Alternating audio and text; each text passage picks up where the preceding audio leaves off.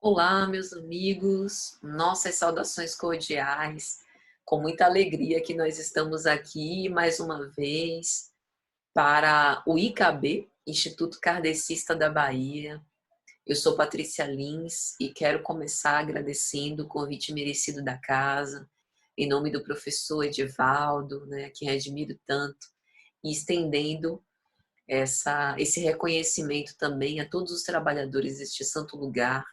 Que Jesus os abençoe, os proteja, os ilumine, os encoraje para que essa seara, em que geralmente faltam trabalhadores, esteja sempre rica dos aprendizes do Evangelho, que colocam a mão na enxada e vão ao trabalho.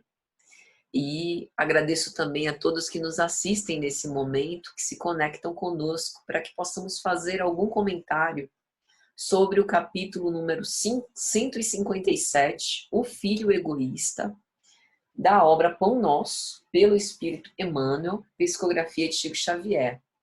O livro Pão Nosso faz parte da coleção Fonte Viva, que em geral a gente usa com muita frequência para as nossas reflexões em torno do Evangelho e que promove um aprofundamento nessas reflexões, um trabalho assim inestimável no nosso querido benfeitor espiritual.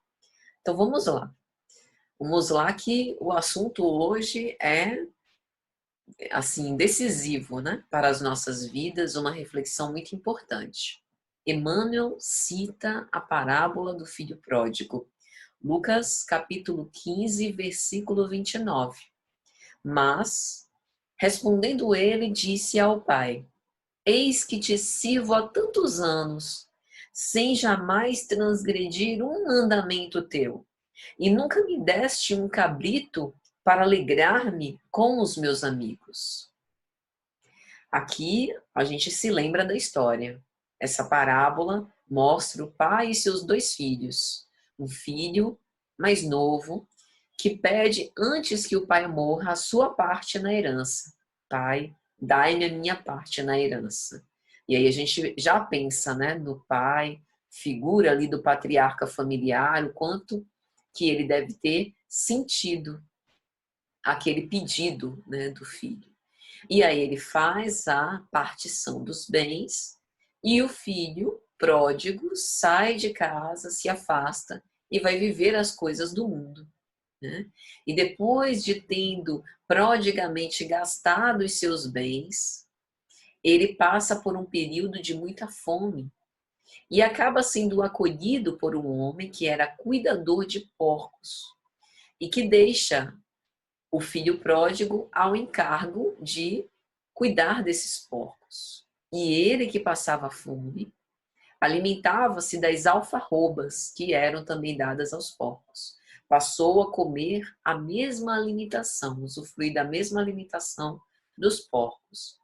E lá para as tantas, ele, caindo em si, na linguagem do Evangelho, pensa e compara a sua situação de trabalhador cuidador de porcos, longe de casa, afastado da casa do pai, com os servos do pai.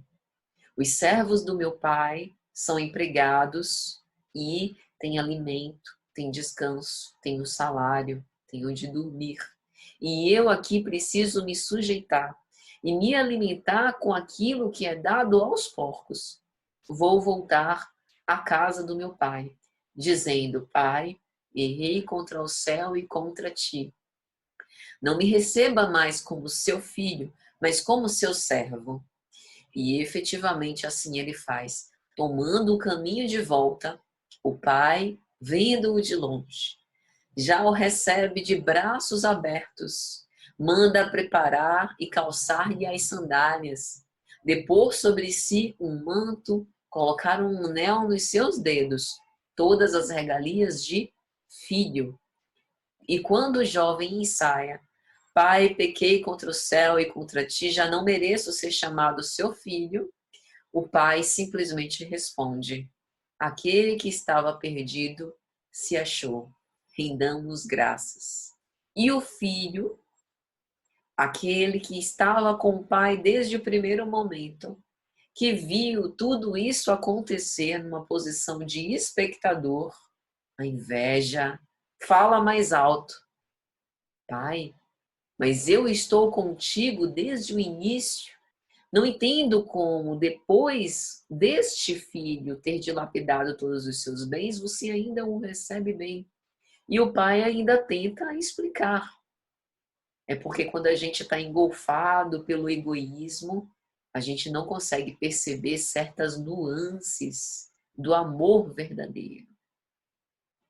E mesmo depois de explicar que o pai estava feliz e convocava o filho, que não havia se afastado, para comemorar com ele, nesse momento, este filho faz um pedido em relação àquilo que ele acha que lhe é de direito. Sempre estive contigo, nunca transgredi nenhum mandamento teu, há tantos anos, e nunca me deste um cabrito para alegrar-me com os meus amigos. Então vamos ver o que Emmanuel vai nos falar sobre isso. A parábola não apresenta somente o filho pródigo, mas, aguçada a atenção, e encontraremos o filho egoísta. O ensinamento velado do mestre demonstra dois extremos da ingratidão filial. Um reside no esbanjamento, o outro na avareza. São duas extremidades que fecham o círculo da incompreensão humana. Olha que interessante. É importante a gente olhar as parábolas com um olhar simbólico. Eu gosto sempre de pensar que as personagens das parábolas são posições de consciência que nós mesmos podemos ter em diferentes momentos da nossa vida. Convido a todos nesse momento de pensarem sobre a própria história. Vamos pensar em nós mesmos, Patrícia, Maria, Joaquim, Edivaldo. Vamos pensar na nossa história de vida, em tudo que nós já fizemos nessa própria existência, nos erros que cometemos, nos desvios que fizemos, nas oportunidades que tivemos e que nos arrependemos tanto de não ter aproveitado suficientemente, e das vezes em que a gente se deparou com um recurso tão grande que a gente se paralisou e teve medo de usar para não perder. Vamos encontrar aí uma oportunidade da gente flagrar momentos quando nós nos posicionamos na posição do filho pródigo. Quando, por exemplo, quando jovens, tendo toda a saúde, a beleza, a mocidade, desfrutamos de situações que talvez hoje não repetiríamos, porque viríamos que não eram representativas do ponto de vista da nossa sabedoria, da nossa experiência. Sabe aquelas coisas que, assim, a experiência é sempre válida, mas tem coisas que a gente não precisa nem experimentar para saber? Em outros momentos, nós estivemos diante de uma grande oportunidade, mas por medo de estragar, por medo de não se sentir ainda suficientemente confortável para fazer, a gente quis colocar aquele tesouro debaixo da cama, para que ninguém roubasse, para que ninguém mexesse, nem nós mesmos. E acabamos deixando um tesouro improdutivo ali. Então, são extremos do mau uso do recurso, que está o tempo inteiro relacionado com esse recurso da nossa vida enquanto espíritos imortais. E aí, avançando no raciocínio, Emmanuel vai dizer: de maneira geral, os crentes apenas enxergaram o filho que abandonou o lar paterno, a fim de viver as estroinices do escândalo, tornando-se credor de todas as punições. E raros aprendizes conseguiram fixar o pensamento na conduta condenável do irmão que permanecia sob o teto familiar, não menos passível de repreensão. A psicologia explica o porquê dessa generalidade observar o filho pródigo e deixar o outro filho sem tanta observação. Nós temos uma capacidade de julgamento muito grande e resistências operam para que a gente não perceba quais são os nossos aspectos que necessitamos de melhorar. Muitas vezes nos identificamos com o filho egoísta. E por isso mesmo lançamos todos os nossos dedos inquisidores, acusadores sobre o filho pródigo. É uma forma bem fácil de desviar a nossa própria atenção consciente para os nossos equívocos e acusar o outro. Mas isso não leva a nenhum de nós a progredir. Nós só estamos gastando, ou melhor, direcionando, destinando a nossa energia psíquica no mal do outro. E o nosso? Quem é que cuida? Se nós somos os únicos responsáveis por essa transformação. Observe a analogia do filho egoísta com a posição dos religiosos, daqueles que estão acima de qualquer suspeita, da pessoa que tem o compromisso com todos os seus afazeres, que vai à casa espírita, né, que é fiel ali ao fato de ter aquela atividade, é uma pessoa super comprometida, né, uma pessoa que a gente pode contar sempre, super ajuda os outros, né? Nunca descumpre nenhum mandamento, tem uma constância, né, na execução de tudo isso, mas condena quem não faz o que faz. Será que é tão purificado assim? É isso que a parábola e a mensagem de Emmanuel visam nos dizer.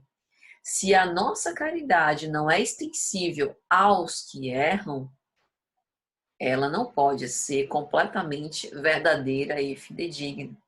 É uma caridade que ainda está iniciante, não obstante a aparência da virtude.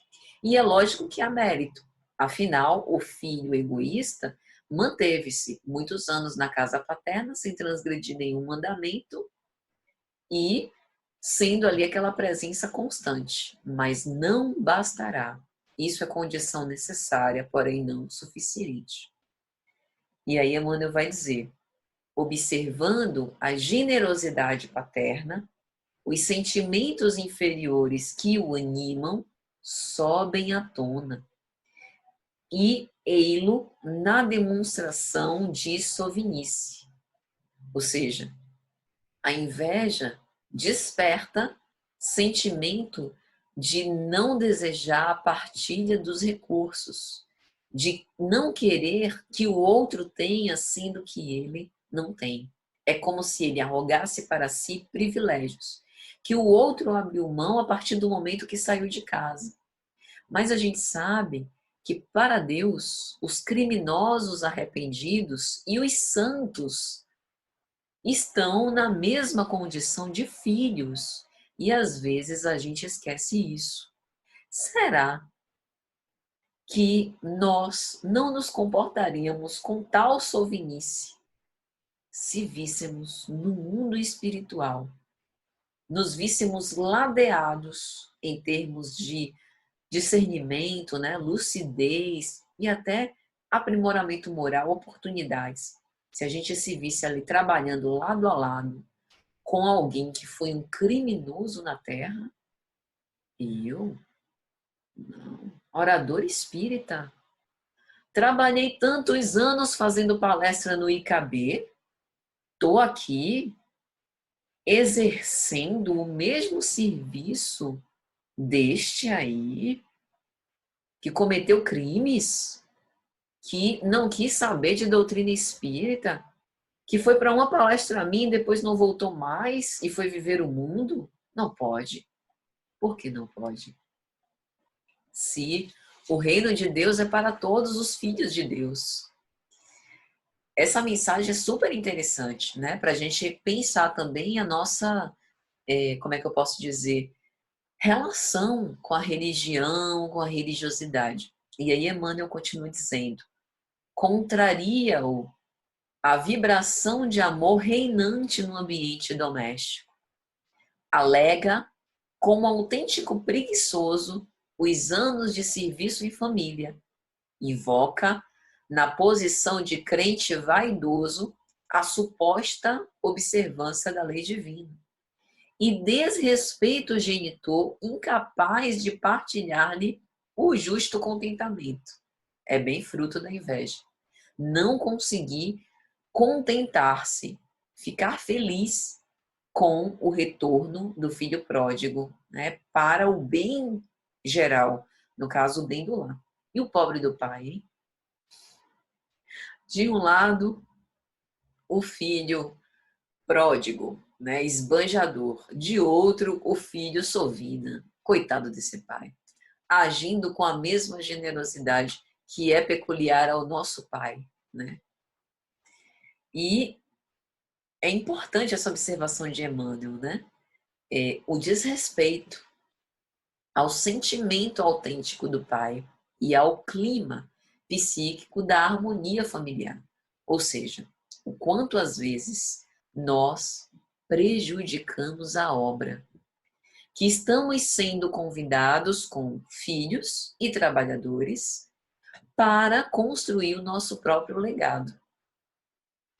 E por conta dessas atitudes de pensar só em si, a gente acaba roubando o espaço do outro, ou querendo que o espaço seja só nosso, brilhar sozinhos. Só que a existência do outro, para nós, não deve parecer ameaçadora.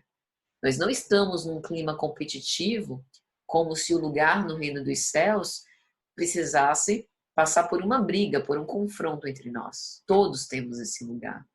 Basta que tenhamos condição de alcançá-lo, né? Merecimento para tanto. E aí Emmanuel vai finalizar a mensagem dizendo: esse tipo de homem egoísta é muito vulgar nos quadros da vida. Ante o bem-estar e alegria dos outros, revolta-se e sofre, por meio da secura que o aniquila e do ciúme que envenena. Presente na nossa família, presente na sociedade, presente no ambiente profissional, presente nas redes sociais. Quantos casos? Eu gosto muito de olhar sites de notícias, né? E até por conta da atividade profissional, não pense que eu gosto de ver a vida dos outros, não, viu, gente? Mas até por conta da atividade profissional, eu tenho uma curiosidade de, por vezes, entender como as linhas de pensamento diferentes se processam, né? Eu gosto dessa diversidade da subjetividade humana, como perante uma mesma notícia, que é um fato, tantas opiniões diferentes e especulações que são feitas com base naquele fato. Tem pessoas que já se projetam assim no futuro, né? Não, isso daí aconteceu agora e vai acontecer também daqui a tanto tempo. Tem outros que tentam fazer uma arqueologia, né? não, isso daí é por conta das causas inconscientes, até meio psicanalistas também.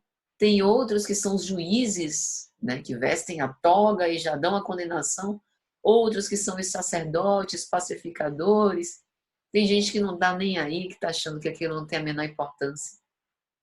Então eu gosto muito de observar e a gente vê quanto mesmo fatos positivos e importantes que não estão assim relacionados só a uma pessoa, mas muitas vezes para o bem da sociedade. Vamos supor, o índice de imunização crescendo, um casamento, uma festa, uma celebração de algum modo, o fato de uma criança recém-nascida ter estado na UTI e ter sobrevivido, e alguns comentários do tipo, não dura muito, é assim agora, mas daqui a pouco tá brigando. Só para dar um exemplo. Mas na nossa vida cotidiana, nós também nos comportamos assim por vezes, sem perceber. Porque esse veneno acaba sendo destilado e a gente às vezes não se dá conta. E aí Emmanuel finaliza dizendo: lendo a parábola com atenção, ignoramos qual dos filhos é o mais infortunado, se o pródigo, se o egoísta. Mas atrevemo-nos a crer na imensa infelicidade do segundo, porque o primeiro já possuía a bênção do remorso em seu favor. Que análise! Eu fico impressionada com a profundidade que Emmanuel consegue alcançar nas suas mensagens. Mesmo que seja sem bases o fato da gente se aventurar para dizer qual o pior comportamento, aquele que ainda não tem a bênção do arrependimento não está facultado para a construção da sua felicidade. Emmanuel aqui está citando Kardec. Kardec, em O Céu e o Inferno, Código Penal da Vida Futura, vai dizer os passos para a reabilitação com a lei e, portanto, para usufruir da verdadeira felicidade: arrependimento, expiação, reparação. Se nós ignoramos aquilo que fazemos de mal, nós ainda não estamos com essa faculdade de seguir adiante, construir a felicidade em derredor dos nossos passos. Mesmo que a nossa ideia ao nosso respeito seja a melhor possível. Autênticos filhos de Deus, cumprindo todos os mandamentos e permanecendo ao lado do Pai quando outros desertarem. Então, precisamos parar de olhar pelas aparências e apreciar, analisar a real intenção que está no nosso coração. É isso, um grande abraço a todos e até a próxima, se Jesus assim permitir.